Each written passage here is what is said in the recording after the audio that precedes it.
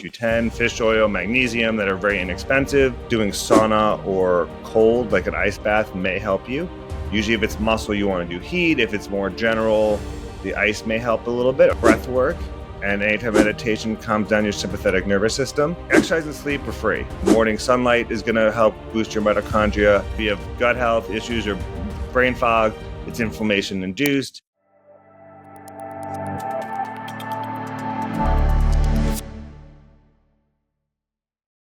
Integrative sports medicine, regenerative and functional medicine doctor. Our guest today on the Settle or Be Better podcast is Dr. Paulvin, who's going to be talking to us about longevity, anti-aging medicine, and a lot more. So welcome, Dr. Paulvin, and over to you. Why don't you begin by telling us a little bit about your personal health and well-being story and your current work? Want me to kind of discuss how I got into this is what you're looking for? Yes. Yeah, no. So I have a story like a lot of other doctors who have gone into kind of the combination of holistic and traditional. I was having headaches. I tried a lot of the prescription medicines that were out there. None of them were really working. I had more side effects than benefit. And then I started doing acupuncture, meditation. I'm like, wow, this stuff really is working better than some of the prescription stuff. So and at that time, I was doing a lot of more sports medicine and family medicine where we're dealing with just a lot of back pain or headaches or fatigue. And I'm like, if this stuff works, what else is out there? And then I kind of, over the last 15, 20 years, have kind of gone down the rabbit hole of trying to help other people who have tried a lot of traditional things or don't want to try traditional things kind of either feel better, amplify performance, help heal their brains and gut health and so on. That's amazing to know. And thank you for sharing your story with us. And we're really grateful to have you on our podcast today. And I can't wait to dive deep into our topics for today. And to begin, a little strong is, you talk a lot about, like decluttering the biohacking space because it can get quite crowded out there with so many of these speakers, so many experts talking about almost opposing things when it comes to biohacking, right? And a lot of times audience can get, quite distracted with some of the things that might be more expensive to tech savvy, and it gets very confusing to know where to begin with. So, what would be some of the biohacking BS that you would like to bust today? Like, what are some things that you would want the audience to keep in their mind when they come across any new information in the biohacking world and they want to jump right onto it? They want to, invest into it or just begin with any new practice that comes across. I mean, there's probably three separate things I can say about that. And then number one, I mean, you can spend all the money in the world on the whatever tech or biohacking tool it is. If you're not exercising and sleeping well and having the appropriate diet, a lot of them are not going to work. That's number one. So that's kind of what people think, oh, I can just buy all this stuff and all these supplements and it's going to fix everything. That doesn't work that way.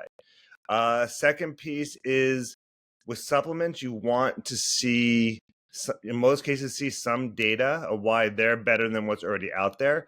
A lot of companies make these claims and you ask them, can you back it up? And they're like, nah, no, I can't. Or what's in the formulation? They won't tell you what's in there. It's quote unquote proprietary. That's usually a red flag. In terms of the tech stuff, you want to usually see some studies, even if they're smaller studies. They're expensive to do, so some companies can't do larger ones. The other piece I'll say, and it's become at least huge here in the United States, all these new brain toys will optimize your brain here, optimize your brain there. Many of them are useless or may cause problems. There are a couple that have come out that, again, have good data behind them, then they show they may work. So some, again, like they'll say, is sounds too good to be true. It probably is, and that's probably where we are right now. You want to talk to somebody or listen to people who know what they're talking about.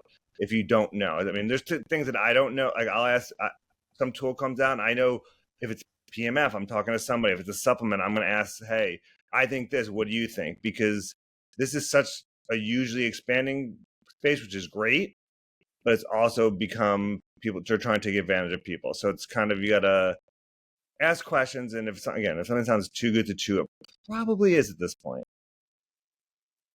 Understood. And that's very true. It makes so much sense because when any new person is introduced to biohacking, it often comes across as a very expensive thing for them to do. It's not something that anyone with an average salary, average earning can start with. And that's what the perception of it is, that it's very expensive, and, it's not something that everybody can start. And the other thing is about supplements, because biohacking and supplements are both, talked about so often and so much that it gets bombarded onto everyone's content these days, and that's where they feel like they should begin with, when they haven't even started with the most basic things like exercising and getting their sleep right.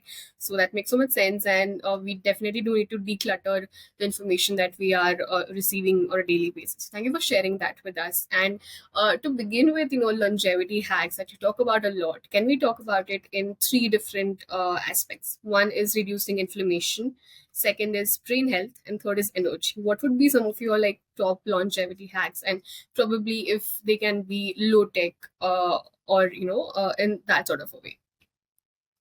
What was the first one? Energy, brain First health, and what is was the first one? reducing inflammation. Inflammation. So the low hanging fruit there would be, I actually know that breath work and anytime meditation calms down your sympathetic nervous system. So that is can help with pain, and that's free. Free is awesome. We love free. Other things in terms of information that are inexpensive, that work well, are some higher dose fish oils, which again was usually pretty inexpensive.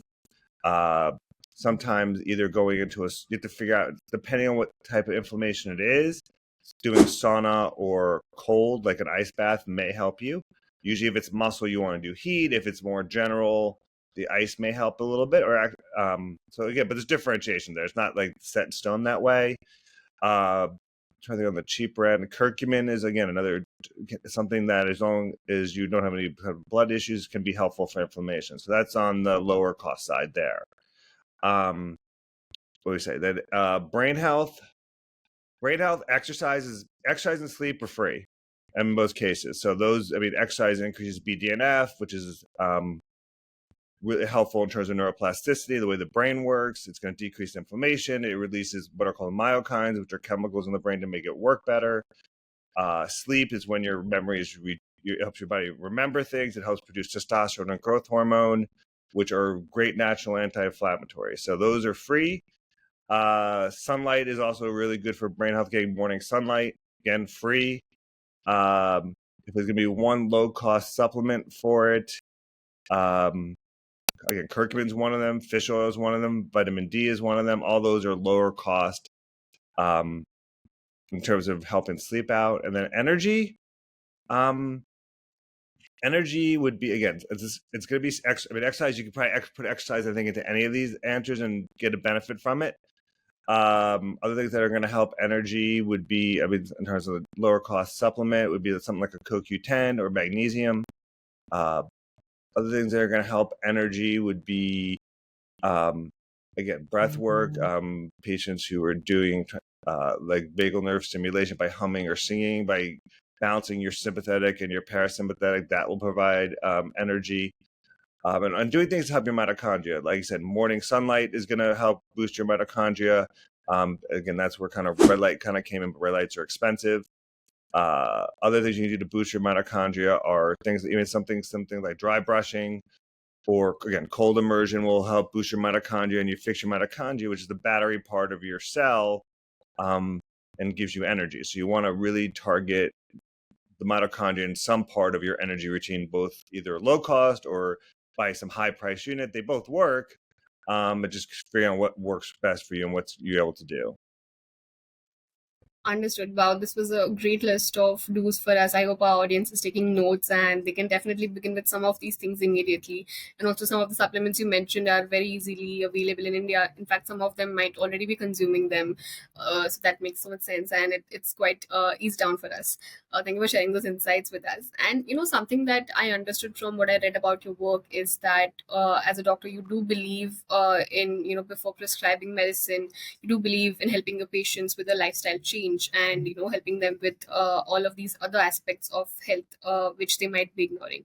So can you tell us, like, what are some of the most common health issues you see your patients come in with, and how is it that you help them deal with it first before with their lifestyle changes, and then if needed to go some prescription medicine?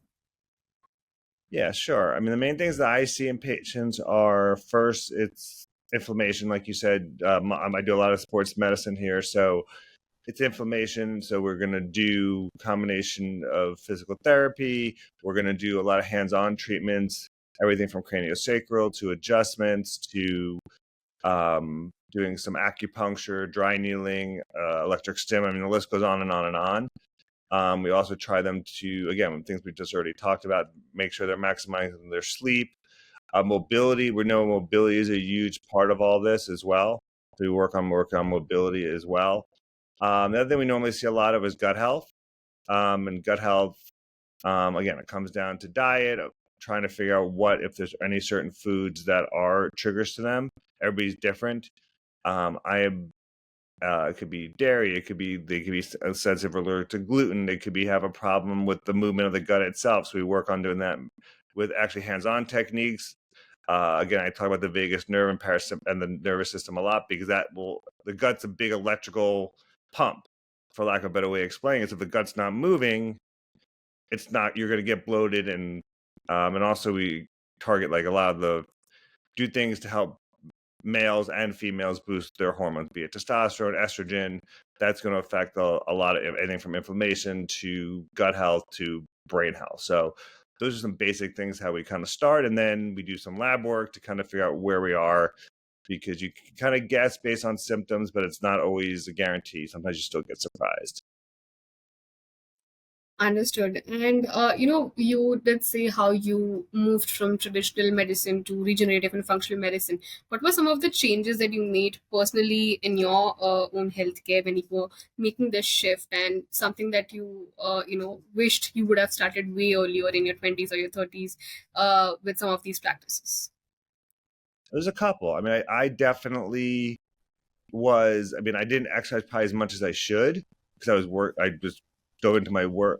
Um, so that was definitely part of it. And then all other things I started doing is really watch my diet a little bit carefully, and I really started monitoring my sleep better as well.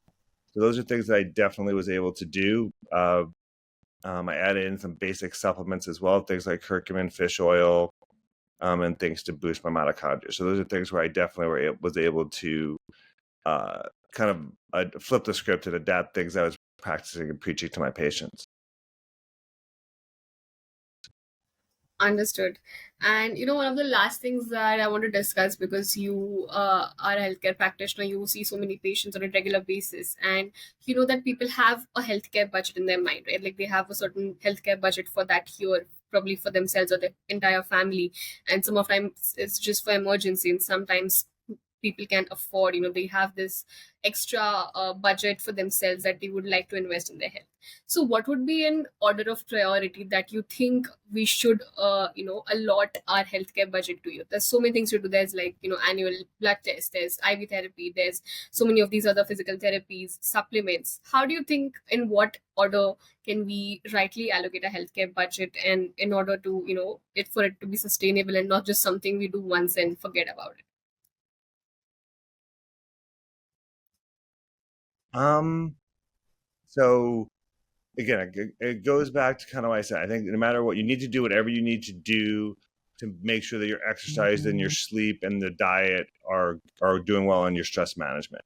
So if you're somebody who has a gym at home and doesn't have to leave the where you're living, that obviously keeps it cheaper. If you need to pay for gym membership, so on, and then sleep, make sure your room is dark and cold. If you need a sleep mask, again, things you're going to do to optimize that. That's number one. And then the next priority behind that is getting lab work done, because you can't fix what you don't know is there. Then I would probably say then you want to go into the supplement realm, again, go into the lower cost that we kind of discussed before, CoQ10, fish oil, magnesium, that are very inexpensive. And then if you want to go into the higher end biohacking supplements, things like TA65 or spermidine or urolithin A, or calcium AKG, then that's where you would do. And then tech, I kind of would probably put before some of the high-end supplements. I mean, I think, again, it comes down to figuring out what your goals are. I would definitely work on things that are going to calm down inflammation first, just because inflammation pretty much is going to affect basic health. If you have gut health issues or brain fog, it's inflammation induced. And if you want to be anti-aging, it's the same thing. So work on things that are going to help the aging inflammation first. That could be red light therapy. That could be access to a sauna. Those are probably two good places to start. I mean, going to an acupuncturist or somebody who does hands-on is also going to help as well. Again, you got to. Everybody's different. I always tell patients and friends when they ask, what works for me is not automatically going to work for you, and you got to kind of put the pieces of the puzzle together. You know where you're trying to go. Again, you're trying to calm down inflammation diet, like I said, but we got to figure out what works best for you. Somebody may be vegetarian, somebody may want to be keto, some just eat a healthy Mediterranean. They're all may have great numbers, but it's not the same exact path, which is fine. You don't have to. No, we don't have to be carbon copies of each other. That doesn't work. Obviously, we're built differently. And then again, then you want to have those little vanity purchases. If you want to buy yourself a sauna, you want to buy yourself a PMF unit or a hyperbaric, or the really expensive things that could be over $10,000. Then if you have that budget, go for it. And I kind of walk my patients through that as well. So that's kind of how I would differentiate everything. Absolutely. That makes so much sense because it's really important for us to know and have a healthcare budget for ourselves. And oftentimes we do even have that, but we end up spending it on the wrong things, like the something that's just new and very fascinating, and but we don't even know the research behind it, or we don't know how if that's what our body needs right now. So that makes so much sense to prioritize in the way we spend our healthcare budget, that we can optimize it to the best, right? So thank you for sharing that with us. And that brings us to the end of today's episode. As we conclude the episode, do you have any last messages or thoughts to leave us with? Sure. My last thoughts would be, again, understand that the way you treat your body today affects the way your body is going to feel tomorrow and 10 years from now. So if you put in the work now to feel better in the future. Absolutely. That's a lovely message. Thank you so much, Dr. Paulvin, for sharing that with us. And we're really grateful to have you on our podcast today. And people can reach out to you, look at your work, and learn a lot more from you. The description will have the links, and they can definitely go and look out for themselves and learn from the experts themselves. So thank you so much once again for being here today. Thanks for having me. It was fun. That's it for today's episode. I'm Sakshi Pawar, and I'll be your host for the Settle or Be Better podcast. So stay tuned while we bring more inspiring stories. You know the drill. Subscribe to the Settle or Be Better podcast, like, share, and comment on our videos. And hit the bell icon, because you don't want to miss the mind-boggling health discussions we're about to bring for you. Why settle when you can be better?